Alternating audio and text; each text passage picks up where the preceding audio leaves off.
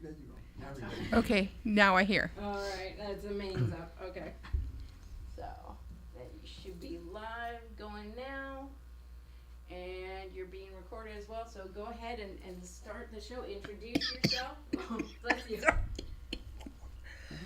What do you want to talk about? Oh, go ahead and talk about whatever strikes your fancy. Let me grab a little script too, and so I'll start introing. Let me grab you some water. Okay, real quick. sorry. No worries, you're good. As soon as I was going to say something,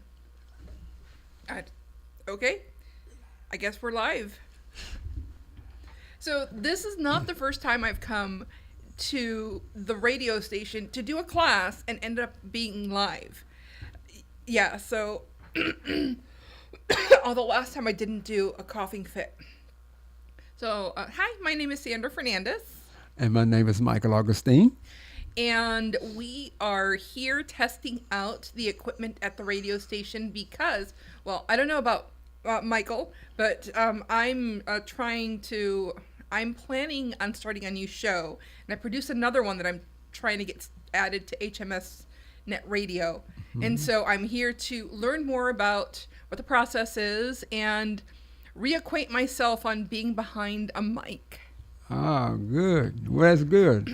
Well, I have a show here called Questions and Answers with the Apostle. I've been running live for 25 years Good here. Lord. And this and is, pun intended. And this is my second year on live radio. But this is now learning to do podcasts. Nice. So this is a new area that I'm very excited about and want to learn more about it and see what the field's going to lead us to. Wow. So I run a PR agency, a public relations agency. We do mostly marketing communications. And one of the services that we offer people is podcast management, which basically means, some people don't want to do all the hands-on stuff. They want to show up, they want to book their guests, and they want to do the fun stuff.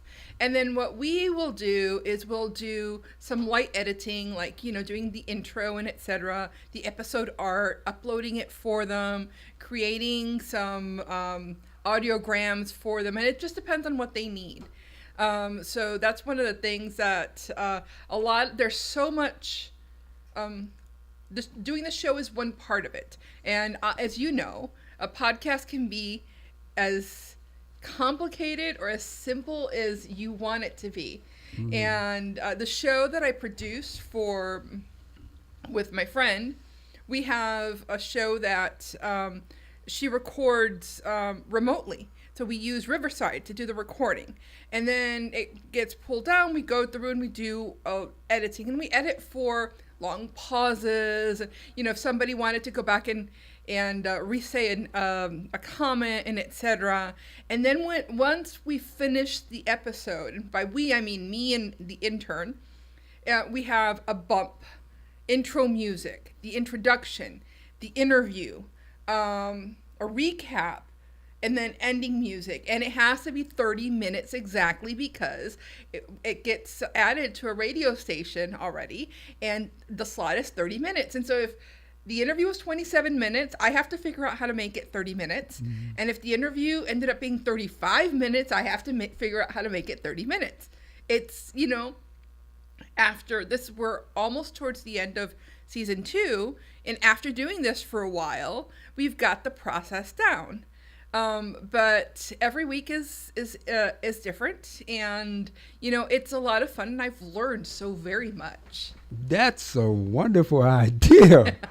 My goodness, how did y'all come up with that idea? Well, actually, this is one of those jobs that didn't exist a few years ago, and now is becoming more popular.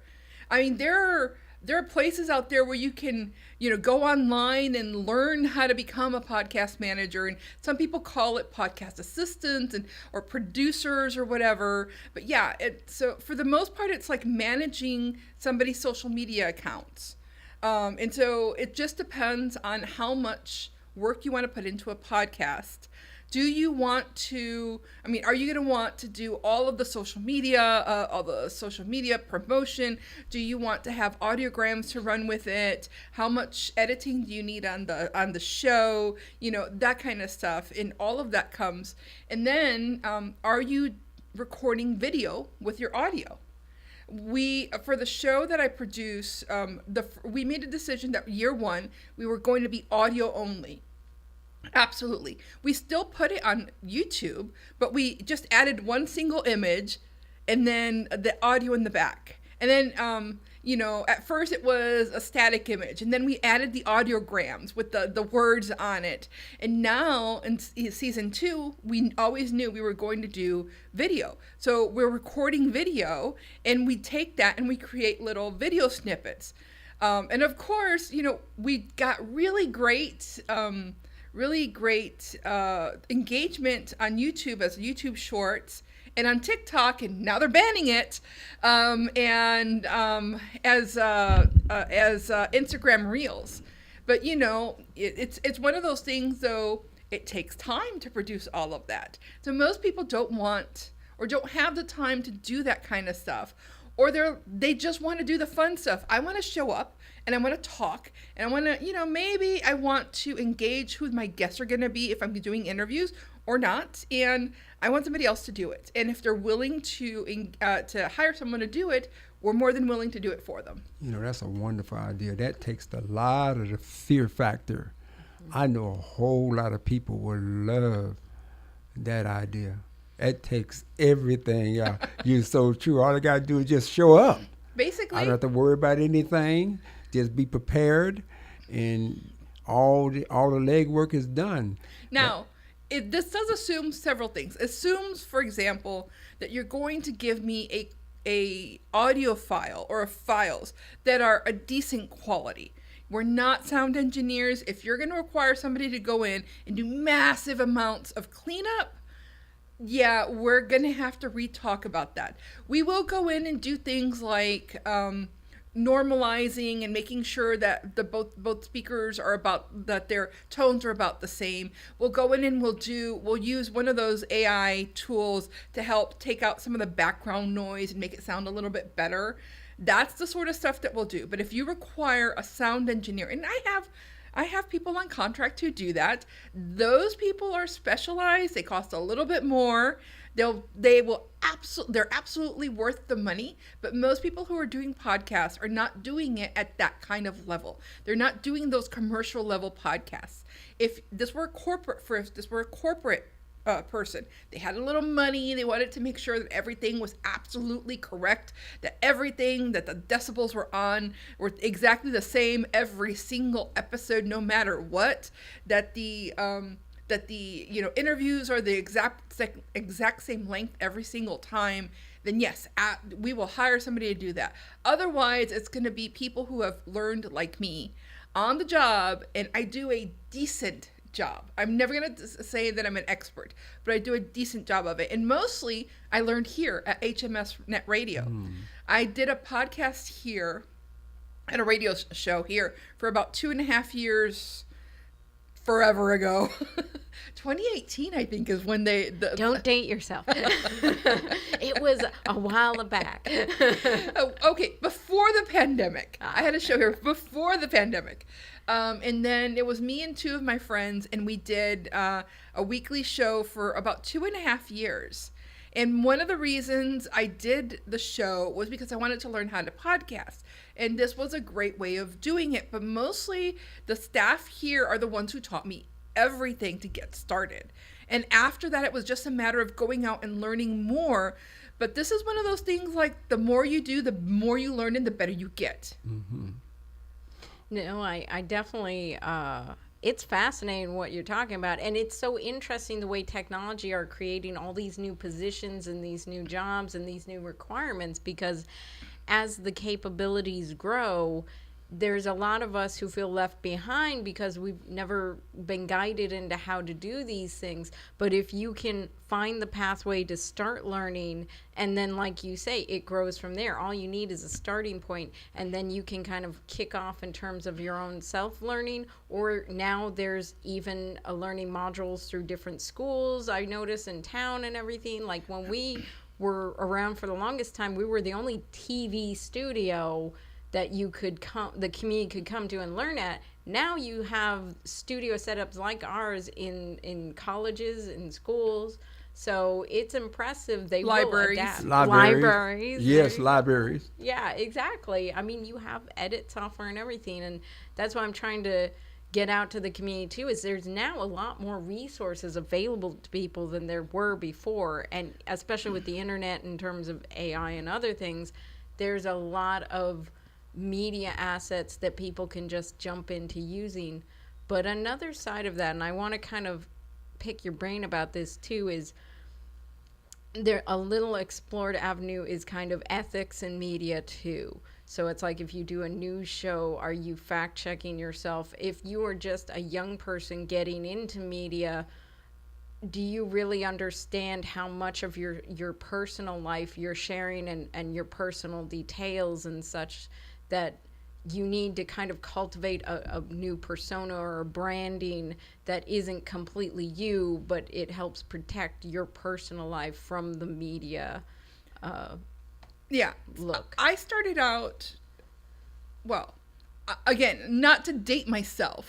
So I Oh, went wow. into PR Yeah. straight from school, but I always knew that that's what I was going to do. I got a degree in journalism. So awesome. I have that as my background. I got a degree in print journalism of everything, of anything, because there was no degree in PR back then. And that's how old I am, okay? But I Just understand. yesterday. I came up in the industry when newscasters were supposed to be unbiased and objective, and not, and not skewed to, Opinion-based, yeah. not skewed to one side or the other. They had specific roles for people who were going to be opinion based, and that was a completely different thing. Yeah. And then I came up as a blogger, when blogging, before the age of the social media influencer, was the age of the bloggers. And I'm going to tell you that one of the biggest mistakes that happened for a lot of people was sharing too much, and some people picked up stalkers. Yeah. And so those were things that we learned really, really early, and by mistake, and through personal choices that we made. Those things. One of the things that we're seeing now in the era of the social media influencer and podcasters and etc., is the fact that those the basics about where your responsibility lay, and whether or not you're supposed to be, so for example, if I'm a social media influencer and I'm peddling a product, and maybe I'm young and I don't know that, one, there are federal laws about disclosure for that, and two, that I am actually supposed to disclose that they're paying me, because that's the ethical thing to do. Hey, this is a red lipstick and I absolutely love it, but yes, they paid me to talk about the lipstick. Yes, I do love it. I'm not lying about that, but I didn't just choose it at random. Or I've been using this brand of whatever for a year, and now they've come and they've said, oh, we'd love to sponsor your show or your channel, or we'd love to do a collab or collaboration with you or whatever. There are certain things that have to happen. So, for example, in the use of AI, we have been testing out using AI voices on the show. So we have this segment that runs a couple of times at the end of an interview with a recap, and we have her introduce herself as the AI host. We're not trying to pull a fast one. What we're trying to figure out is whether or not there's, will the audience accept the voice? Is there a good use for this? And, these voices have come along really well. And is there a good use for this? But we're completely transparent about this. We're not trying to pass anything along. We'll put this along. the use of artificial intelligence, for example. And there's like a lot of media out there are putting in guidelines as to, so for example, magazines and newspapers for photographers are requesting the raw images so that they can guarantee that those images were not created by artificial intelligence, because AI images cannot be copyrighted. Yeah. Just like media created by AI cannot be copyrighted either. So my entire show that we produce is copyrightable because 99% of it is created by etc., except for about 2 minutes worth of an AI voice. But I wrote it, we produced it, we edited it, so it's still not strictly computer generated. There's still some stuff there. Well, and I can imagine going forward, that's the kind of things that would get regulated, like how of a percentage rate, how much of your content is AI influence and how much is copyrightable thing. And if you hit a limit, sort of like if you hit a limit driving around with weed or something, it's like, you know, you have to have a certain amount, you know. So I can see where that would be where the regulation might be going in future. And that's really fascinating to hear just what's already happened, because it reminds me when camera drones came on the scene too, a lot of it was very much hobby based and wasn't structured. And so then eventually, you know, the FAA and everyone started getting rules and regulations on like how you could use them in what kind of situations. And if you're making money from them, then you have to be officially licensed versus hobbyist. So yeah, any new technology that comes along will eventually, you can get it on the ground work a little times and figure it out, early adapters as they call them. But eventually you're going to have to see where this is going to get regulated, and you kind of have to anticipate and try and start from the outset, in my opinion, adapting holistic methods and ethics of working with it right from the get-go anyway. So we use AI tools for pretty much all of the show, a lot of it. So that includes everything from going through and removing certain filler words. We use Descript for that. Oh, no. And it goes through, and if you've never heard of it, it's Descript is an audio, actually it's a video editor too. You put your file up and then it transcribes your show, your episode. So to where you can see the words while it's running. So you could actually edit the show just by cutting and pasting and moving the words. You don't have to do it based on just the audio. But one of the very first AI functions that they did is you can go through and you can have it find all of the and the ums and the you knows and delete them. That's so helpful. I actually edit with Adobe Premiere, and they've integrated that into it's called text-based editing or something. But yes, no, that is super helpful to. So that's one, and that's an AI thing. Oh yeah. But one of the things that we started doing recently was having timestamps generated by AI. So we upload the final product to Cast Magic, and it will generate a transcript of the show, and we'll run that through ChatGPT, and it'll create timestamps based upon topics that we can then put into the website, the web page for SEO. But we also add it up to YouTube, and it creates chapters on YouTube based upon the timestamps that you can go through. But the words in there also increase visibility on YouTube based on the keywords. So wow, yes, that's impressive. Okay, I know. I just said lots of tech. We definitely have to have you back for these workshops, because you're like a wellspring of knowledge and everything. People need to know this kind of stuff, because it's all these things that are possible now, but also it's like probably a good 50, well, I might be generous here, but 50% of us are able to follow along with some of what you're saying. I understand. The rest of us are going to be hiring you. Well, first of all, I am a nerd.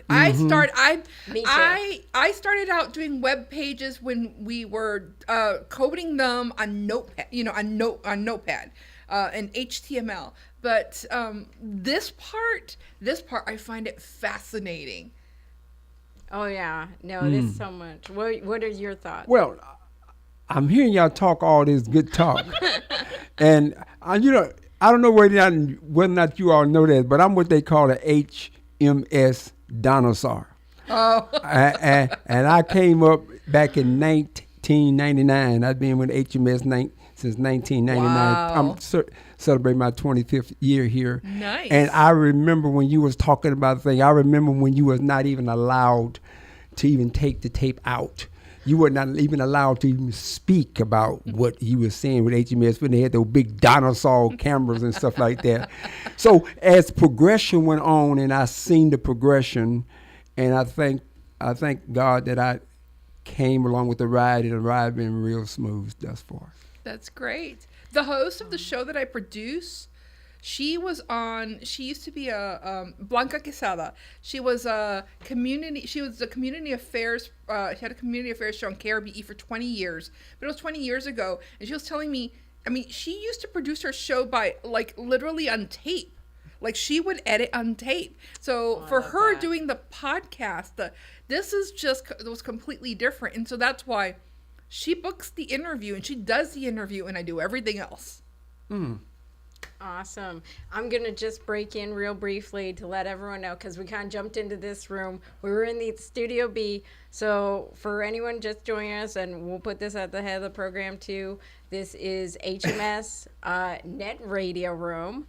And that's Houston Media Source, public access TV and net radio station. And this has been a special combination of Unfiltered podcast and in conjunction with our diversity and film workshops. And so I'm Mel Peterson, the production manager over here at HMSTV, and we've been doing these kind of free workshops for the community for a few months now. We've been trying to do a deep dive into podcasting and show people what is available in the community here at HMS, but also just generally in a media education sense. We want to hear from everyone in the community. We want people to know what's out there for them, and we want to give people a sense of like, this is something you can do as well. As you've heard from multiple people here, both here in the Net Radio Room and also in Studio B tonight through our various platforms, a lot of people have come up over the years and understood, maybe slowly or maybe fast, depending on nerd level. Like obviously we're on the nerd scale, but anyone can do it. It's not magic. It is out there for you to utilize. You just have to start doing it. But our station is here for the community. We're a nonprofit that is contracted to the city of Houston to provide public access, free speech TV to the community. That means everyone's voice gets heard. So please, if you want to learn more about either our free workshops we're doing right now or about the TV and radio station, please come by. You can also go to our website at www.hmstv.org. You can also email our outreach director, Roger Palomino, to get a free orientation session every Monday at 6 p.m. over Zoom. And you can email him at rpalomino, that's RPALOMINO at hmstv.org. And you can also email me, Productions Manager Mel Peterson, at MELP@hmstv.org if you'd like to learn more about our workshops here. I'm going to go ahead and leave you all to a little bit more discussion for a few minutes, and then I think we're going to shut down for the night. And please join us again either the first or second Fridays for more Unfiltered podcasts, where we may have you back to discuss, as well as more workshops either the second to last or last Fridays of the month, where we'll continue our media education. Thank you so much for joining us tonight, both of y'all, and I will be back. So, Michael, 25 years. 25 years. So I'm interested in finding out, how do you keep yourself motivated for a show that's run that long? Well, first of all, it's a ministry show. Okay. It's called Questions and Answers with the Apostle. And I remember you because you always because 2018, before the pandemic thing, I was doing radio here also. And I'm thinking y'all was in that room next door. I don't remember, honestly. When you walked in, I said, I remember her. Oh, that's nice. Thank you. Yeah, because you all was in that room right next door. And you all was doing that podcast. And I was saying, podcast, what was that? Because they didn't have it here yet. No.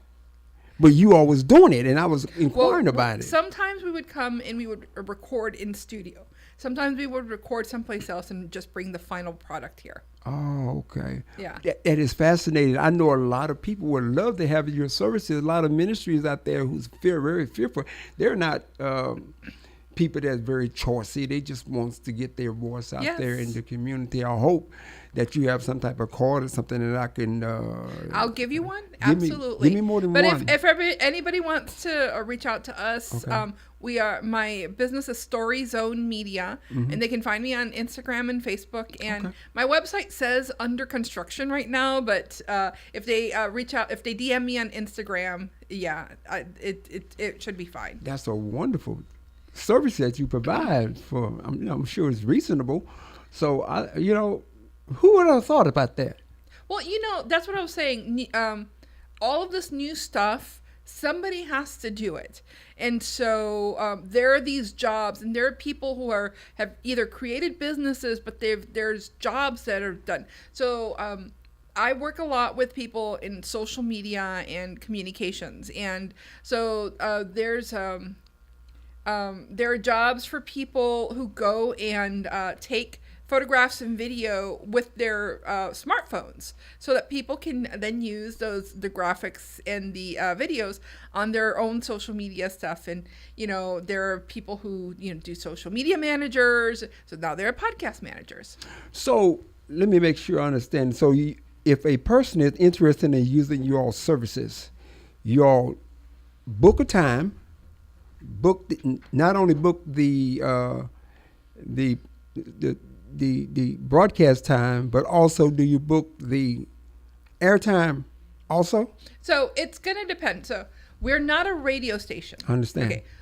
So I can help someone get a podcast started, or if they already have a podcast started and they just need somebody to help do some of the heavy lifting, we can help with that. Some people have created studios where they do the recording and they have a studio. A lot of people do remote recording. So like Zoom, right? But better. We use a service called Riverside. There are other ways of doing that. And one of the reasons why we use Riverside is every person who logs in to the conversation, that computer is going to record locally. Like I've logged in, and my friend Blanca's logged in from her house, and one of the guests is logged in from his office, and we're all having the conversation like on Zoom. But every person, their local computer will be recording the audio and the video if we're doing video, so that we're not relying on the internet and the internet speed for the quality of the video or the audio. So the audio file is the best quality possible because it's local. Once the recording is done, it'll upload all the files up to the cloud. And so that gives us the option of, we can download everybody talking, we can download just one person's portion of it, and then take that and we will go, and depending on the podcast itself, like, do you have an intro that needs to be uploaded? Do you have transition music that needs to be added to it? Is there editing that needs to happen? Or, some people don't edit their podcast. They like to have it, absolutely up there. Is there time constraints? Like the show that I produced, it has to be 30 minutes. Can't be 32 minutes, can't be 27 minutes. It has to be 30 minutes. So we have to do that. Most podcasts are on the radio, so time is not really an issue for them. They can go over there or not. If they need it to, we can do everything from upload it to their podcast host, which will then push it out to Apple and Spotify and iHeartRadio and, et cetera, are they going to want to upload it to YouTube as well? I mean, there's all sorts of other stuff. Do they need episode art created? Are they going to need, do they need a summary for their website and timestamps like we were talking about earlier? I mean, there's all these decisions. How much support do they need? And based upon how much they need, we'll put a package together for them and tell them how much the charge would be. Okay, gotcha. That's Yes. interesting. I have one last question before Sure. we gotta kind of close it down tonight. In terms of like distribution do you handle any of the distribution aspect, or is it just preparing it for that? So currently, I haven't had anyone bring me in before they've already set the podcast up.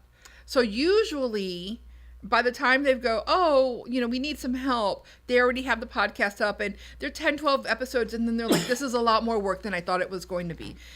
But they already have it. It's already on Apple and Spotify and all those other places. If they need that help, we can absolutely help them. And, so I can tell people, I know the right way of doing this because I can tell you the right way. The right way of doing this is, you plan it out and you put a marketing plan together. We'll put a trailer and 2 or 3 episodes to submit it to Apple so that it can do. And then, that's the soft launch. And then you'll have a big launch party because that's what we did when we had the show here. Yeah. We had a big launch party. We had nice. sponsors from the very first episode. We were all bloggers. We knew how to monetize, let me tell you. And we also knew how to make sure that we kept within the parameters of everything so that we were making sure that, we were following the guidelines for HMS Net Radio and all that other stuff as well. But we got very lucky. We already knew how to do all that. So it's just going to depend on where they are and what kind of support they need. Now, let's say if somebody comes and goes, oh, I really want to do a podcast and they need help from the very beginning, then we'll sit down with them and we'll plan it out and we'll help them up. I haven't had anybody need that so far. That's so far. Yeah. Well, hey, you may find them here tonight. Hey. Thank you so much for coming on, for explaining, for participating in our giant experiment of integrating these video podcast angle into net radio side. We're hoping to grow with the community. If you have ideas about how you want to see us grow in the future, because we are getting a new building, we are going to have, all this expanded capability, but we got to plan for it and then build it. So please give us your ideas, everyone in the community, but especially everyone here tonight. Tell us what you need going forward, and we will look into trying to provide that. So thank you, everybody. I'm going to go ahead and shut this down for the night, and y'all have a good night. Oh, so we done? Yeah. Oh, my goodness gracious. There you go. It goes fast, doesn't it? It sure did. And it was wonderful, too. Thank you for that. Absolutely. Thank you. I'm good.